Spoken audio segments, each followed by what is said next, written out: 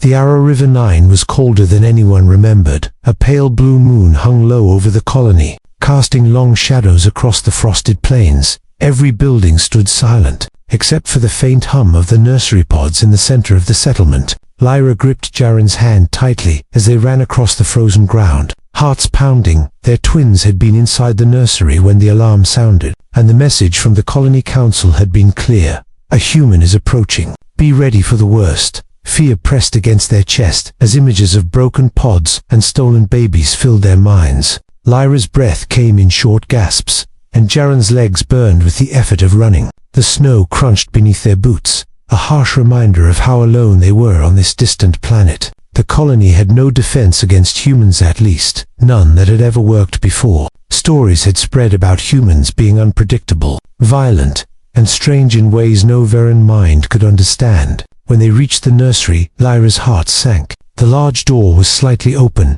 swinging slowly in the wind. Smoke curled from one corner of the building. A faint smell of ozone burned their noses. Jaren raised his hand, ready to strike or defend, but Lyra shook her head. They could not know what they would find inside. The nursery was quiet, but the silence felt heavy, almost alive. And then they saw him standing over the twins, who slept peacefully in their pods. The human was tall, broader than any Veran they had seen, his hair silver in the moonlight. His hands were gentle as he lifted the infants from the pods and held them against his chest. His eyes, deep and calm, watched Lyra and Jaren without fear or threat. Lyra's mouth went dry, and Jaren stepped forward cautiously. Who are you?" Lyra asked, her voice trembling. The human did not flinch. He only smiled faintly. "I am a friend," he said, his voice soft but strong, carrying warmth that reached into their hearts. "I found them alone. They were tired," he added, rocking the babies gently. Neither Lyra nor Jaren could understand how he knew their children needed comfort. It was as if he could feel their tiny hearts, sense their breaths, and understand their needs without words. Lyra stepped closer, her fear mixing with confusion. Every instinct told her to be wary, yet nothing about this human felt dangerous. Jaren's hand hovered near the cum to alert the council, but he hesitated. The human looked at them with patience, as if he had expected their caution. "You don't need to be afraid," he said simply. "I mean no harm." Outside, the wind howled across the plains, rattling the walls of the nursery. Inside, a fragile peace settled over the room, the twins sleeping soundly in his arms. Lyra could hardly believe it. Her children were alive, safe and calm. The danger they had imagined, the terror that had filled their hearts, seemed to melt away.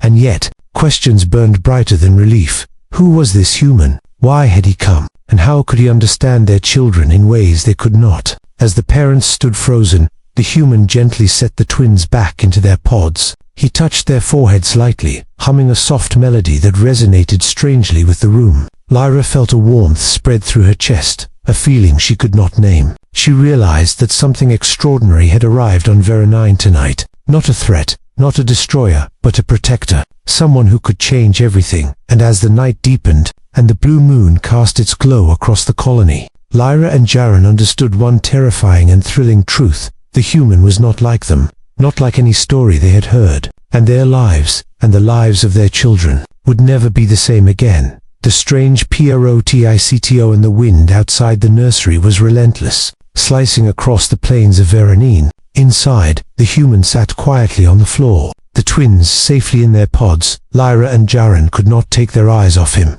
Every movement deliberate, calm, and careful. It was as if the air itself changed when he was present, tension and fear dissolving slowly. Lyra finally found her voice, trembling but firm. "Why are you here?" she asked. The human looked at her, eyes deep pools of light and shadow. "I came because you could not protect them alone," he said, voiced low, almost a whisper. "Danger was near, and I could not allow harm to come to your children." Jaren's jaw tightened, suspicion etched on his face. He had never heard humans speak with such clarity, such understanding. "Danger?" he asked, voice tight. The human nodded, his gaze shifting to the nursery entrance.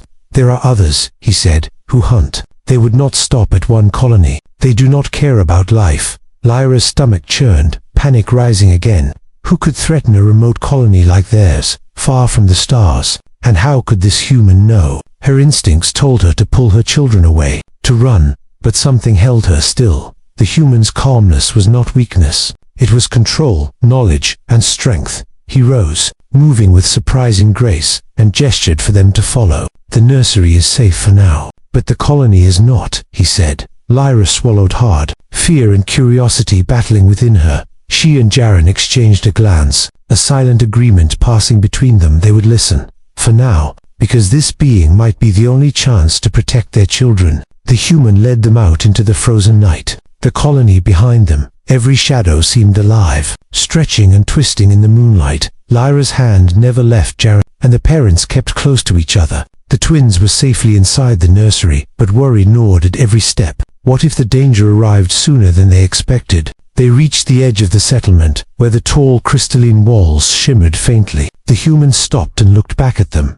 "You must understand," he said. "I do not fight for glory or conquest. I fight because life is precious, and because innocence must be protected." Lyra's eyes widened, a strange warmth spreading in her chest. She had never heard such words from any being, Varen or human, and yet they resonated with her, echoing the unspoken hope she had carried for her children. Jaren stepped closer, still wary. "Why us? Why our twins?" he asked. The human's gaze softened. "Because they deserve to grow, to see the stars, and because you would fight to keep them alive. That is worth protecting." The wind howled louder, carrying faint sounds of movement from the distant plains. Lyra's heart skipped a beat, fear prickling her skin. The human seemed to sense it. Standing slightly ahead, a shield without walls, he lifted his hand, and for a moment, the night seemed still. Even the wind hesitated, as if listening. Then the sound came soft, almost imperceptible at first, shuffling, whispering, something moving in the distance. Lyra froze, her mind racing. Jaren's grip tightened on her arm, eyes scanning the darkness. The human smiled faintly, almost in amusement. "They are coming," he said simply, "but we are ready." For the first time since the alarm, Lyra felt a flicker of hope. Hope that the human, this strange protector, could face the threat that no one else could. She glanced at Jaren, who nodded slightly, the tension still there but tempered by trust. The twins would not be harmed tonight, not while he was here. And as the shadows drew closer, the human stood firm, a living shield, calm and unyielding. The night on Vera 9 held its breath. Something extraordinary had arrived, and for the first time in the colony's history, fear was met with a force that no one had imagined, and the human's strange, silent power would soon show its full measure. The first CO and Tacita shadows moved faster now, stretching across the plains toward the colony. Lyra's heart raced as she pressed herself against Jaren. The wind carried strange sound-slow growls, the scraping of heavy feet against the frozen ground. Every instinct in her body screamed danger, yet she could not look away. The human stood ahead, calm and still, as if the night itself obeyed him. He raised his hand, and the distant shapes seemed to hesitate. Lyra blinked, disbelief mingling with fear. Was it magic, or some kind of power beyond her understanding? She had heard stories of humans in the legends, unyielding, clever, but nothing prepared her for this. One of the shapes broke free from the shadows, a tall, alien figure with jagged limbs. It moved like it was hunting, every motion precise and cruel. The human did not flinch, did not even tighten his grip on the device at his side. Instead, he stepped forward, calm, measured, a silent challenge in his stance. Lyra gripped Jaren's arm tightly, whispering, What is he doing?" Jaren shook his head, eyes wide, unable to answer. The human's eyes met the creature's, and for a moment, the world seemed to pause. A strange energy rippled through the air, almost visible, bending the frost and snow. The alien froze, then hissed, retreating slightly. Confused by something it could not understand, Lyra gasped, seeing her first glimpse of the human's true strength. This was not brute force, not simple fighting, it was intelligence, control, and courage. The human raised his other hand, and the shadows recoiled further. Lyra felt her fear transform into awe. Could a single being stand against such danger? Could he really protect them all? Another shape emerged, this one larger and faster, eyes glowing with malice. The human moved closer to Lyra and Jaren, shielding them without a word. He spoke softly to the creatures, almost like a command. The shadows hesitated, unsure, as if his voice carried a force stronger than their hunger. The alien parents watched in stunned silence, realizing that humans were not just survivors, they were something else entirely. A sudden gust of wind brought more shadows, dozens now. Converging on the settlement, Lyra's mind screamed, "Run!" But her body stayed frozen. She felt the human's presence like a wall around them, impenetrable and steady. He did not fight in the way they expected, yet the creatures could not move forward. Something about him unsettled them, something they could not match. The human's eyes softened briefly as he glanced at the twins through the nursery window. Lyra's heart clenched at the sight her babies were asleep, safe, and completely unaware of the danger. Tears welled in her eyes, and for the first time that night, hope began to grow. He turned back to the shadows, lifting his hand once more, and they stopped, frozen by unseen force. Minutes stretched into eternity, the wind howling, shadows waiting. Then the human took a step forward, his voice rising, calm but commanding. The creatures shrank back, muttering in sounds the parents could not understand. It was clear he was not just protecting their children, he was showing them that humans could face impossible odds and stand tall. Lyra realized the truth, trembling with awe. This human had come across the stars, not as a conqueror, not as a destroyer, but as a guardian, a being capable of defending life in ways Virens could barely imagine. Her fear mixed with fascination, and as the first light of dawn began to touch the frosted plains, she understood that everything had changed forever. The human's strange power was real, and Veronine would never be the same again. The night, ATTACK night, fell over Veronine like a dark curtain.